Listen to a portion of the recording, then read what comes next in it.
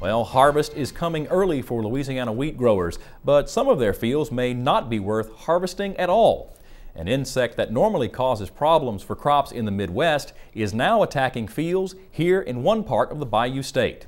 This week in Louisiana Agriculture's Avery Davidson has our story from Point Capee Parish. This is the make or break time for farmers.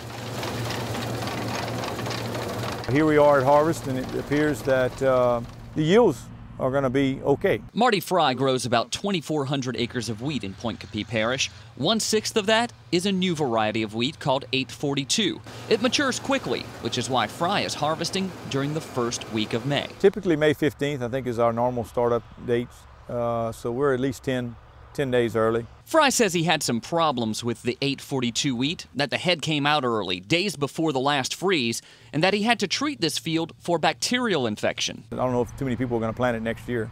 That being said, Fry says it's still yielding about 50 bushels an acre. This is what we consider to be some of our worst wheat, so hopefully it's uphill from here. Fry's worst wheat is literally bushels better than this field just down the road. This field came up good and right after planting and looked fine, and then probably a month after it was up and growing, it just kind of quit. Certified crop consultant Scooter Lacoste says this bug is to blame. This is the Hessian fly, and it has infested fields in parts of Point Capee and Iberville parishes. Initially, when the fly lays its eggs, it lays it on the 3rd or 4th leaf stage, and those eggs actually hatch and they bore into the stem, and that obstructs the nutrient and water flow up the stem and just cuts off all development to the head and basically the roots too.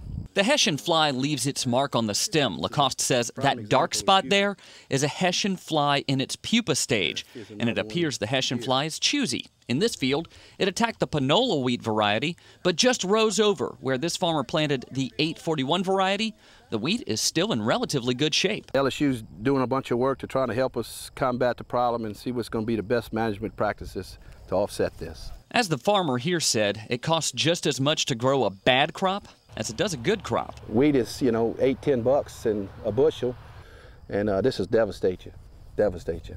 Still, the Hessian fly is not as devastating as this. What looks like a lake is actually the forebay of the Morganza spillway.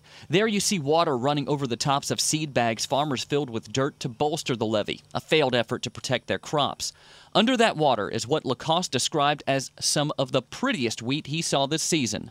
Floodwaters from the Mississippi River destroyed all 3,000 acres.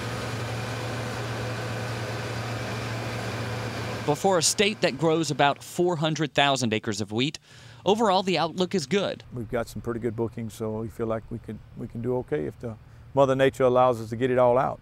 With prices for wheat where they are now, the only concern farmers like Fry have about getting their crop is the same concern I have right now with the weather. If it holds up, they'll get everything they want.